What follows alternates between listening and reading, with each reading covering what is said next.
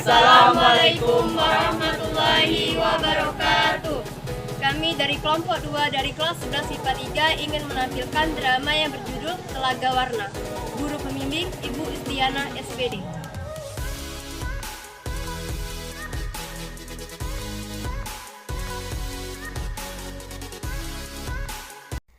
Pada zaman dahulu kala, di Jawa Barat terdapat sebuah kerajaan yang bernama Kutatangeuhan yang dipimpin oleh Prabu Suartalaya dan Ratu Purbamana. Rakyatnya hidup tenang, makmur, tentram, damai, dan sejahtera. Namun sayangnya, Prabu Suartalaya dan Ratu Purbamana belum dikaruniai seorang anak, sehingga ini menjadi kegelisahan Sang Prabu Suartalaya dan Ratu Purbamana. Sudahlah Dinda, jangan murung menangis seperti ini terus. Kalau Dinda bersedih seperti ini terus, Kanda akan turut bersedih. Bagaimana tidak bersedih, Kanda? Kita sudah menikah bertahun-tahun, tapi belum dikaruniai seorang anak. Baginda, supaya Ratu Purbamana tidak bersedih terus, bagaimana kalau Baginda mengangkat anak saja? Siapa tahu bisa mengurangi kesedihan Ratu. Tidak, aku tidak mau anak angkat. Benar penasehat, bagi kami, anak kandung lebih baik daripada anak angkat. Baiklah Baginda. Sudahlah Dinda, jangan bersedih seperti ini terus. Kanda akan berusaha satu kali lagi. Kanda akan pergi ke hutan dan bertapa. Mohon agar kita cepat dikaruniai seorang anak. Baiklah Kanda, jika memang Kanda harus pergi ke hutan untuk bertapa, Dinda turut berdoa. Pergilah Sang Prabu ke hutan untuk bertapa. Di hutan, Sang Prabu terus-menerus berdoa agar dikaruniai seorang anak.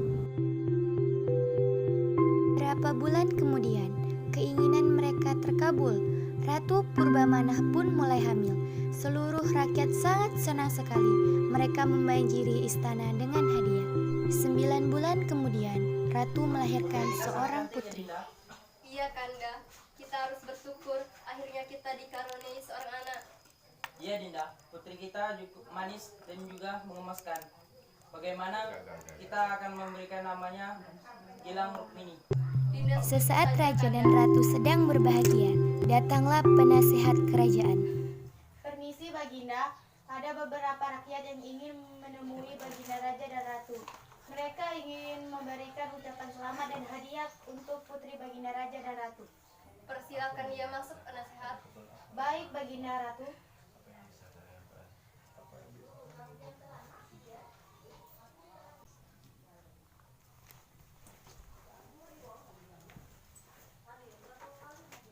Kami mewakili rakyat kerajaan ingin memberikan ucapan selamat kepada Baginda Raja dan Baginda Ratu. Telah dikaruniai seorang putri yang cantik jelita. Bertahun-tahun kami rakyat kerajaan dilanda kegelisahan karena Raja dan Ratu belum dikaruniai seorang anak. Namun akhirnya sekarang Raja dan Ratu telah memiliki anak. Kami rakyat kerajaan berbahagia. Ini berkat doa rakyat juga. Kami mewakili rakyat kerajaan membawakan hadiah ini untuk sang putri. Semoga hadiah ini bermanfaat dan disukai sang putri. Wah, banyak sekali. Tolong sampaikan terima kasih kami kepada rakyat. Baik Baginda Ratu, akan saya sampaikan. Kalau begitu saya pamit. Hanya keluarga istana yang berbahagia. Rakyat pun turut berbahagia mendengar kabar tersebut. Sayangnya, Gilang Rukmini tidak diasuh secara baik oleh Prabu Suartalaya dan Ratu Purbamana. Gilang pun tumbuh menjadi gadis yang sangat manja dengan sifat-sifat yang kurang baik. Dia tak segan berkata kasar untuk mendapatkan apa yang diinginkannya. Walaupun begitu, baik Prabu Suartalaya, Ratu Purbamana, dan rakyat sangat mencintainya. Bunda, aku tidak suka begitu. Tapi nak, ini baju dari leluhur kita. Dulu ibunda juga memakainya saat untuk seusiamu. Itu tidak ada hubungannya Bunda, itu hanya sebuah kain. Karena ini menunjukkan bahwa kamu sudah dewasa. Tapi usianya sudah berabad-abad dan aku masih muda dan aku tidak cocok memakainya. Kamu tidak boleh mengatakan seperti itu, Rukmini. Kain ini memiliki arti penting. Sudahlah ibunda, jika ibunda masih memaksaku memakainya, aku tidak akan pergi ke salonku. Baiklah jika itu maumu.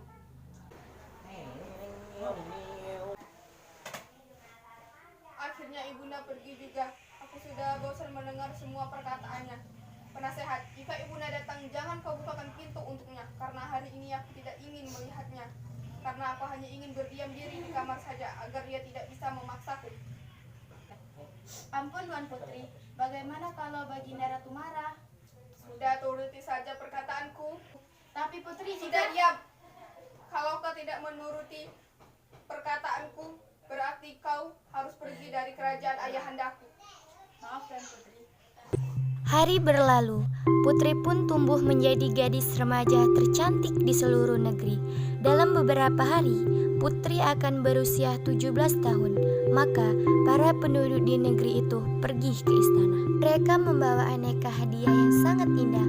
Raja mengumpulkan hadiah-hadiah yang sangat banyak itu, lalu menyimpannya dalam ruangan istana. Sewaktu-waktu, ia bisa menggunakannya untuk kepentingan rakyat. Raja hanya mengambil sedikit emas dan permata. Ia membawanya ke tempat ahli perhiasan yang sangat terkenal untuk membuatkan sebuah kalung yang paling indah untuk putrinya sebagai simbol hadiah bagi seluruh rakyat. Sesampainya di tempat ahli perhiasan, raja langsung memintanya untuk membuatkan sebuah kalung yang diminta raja. Ahli perhiasan pun dengan senang hati untuk membuatnya. Ampun Baginda Raja. Ada apa keperluan Baginda Raja datang kemari? Aku ingin kau membuatkan perhiasan yang paling indah untuk hadiah ulang tahun putriku. Baik Baginda Raja, dengan senang hati saya akan membuatkan kalung untuk putri kami yang tersayang. Harap kalung tersebut besok sudah siap. Baik Baginda. Ahli perhiasan itu lalu bekerja dengan sebaik mungkin. Dengan sepenuh hati, ia ingin menciptakan kalung yang paling indah di dunia karena ia sangat menyayangi putri raja. Hari ulang tahun pun tiba. Penduduk negeri berkumpul di alun-alun istana.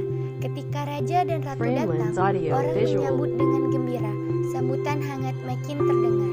Ketika putri yang cantik jelita muncul di hadapan semua orang. Semua orang mengagumi kecantikannya. Aku akan memberikanmu kalung ini, putriku. Kalung ini hadiah dari orang-orang dari penjuru negeri. Pakailah dan kenakanlah. Hah? Kalung apa ini? Aku tidak ingin memakai kalung ini, sangat jelek. Kalung yang indah itu pun rusak. Emas dan permatanya tersebar di tanah. Seluruh rakyat yang hadir terkejut. Tak seorang pun bicara. Suasana hening. Tiba-tiba Ratu Purbamana menangis melihat perilaku putrinya. Rakyat pun ikut menangis melihat Ratu Purbamana menangis.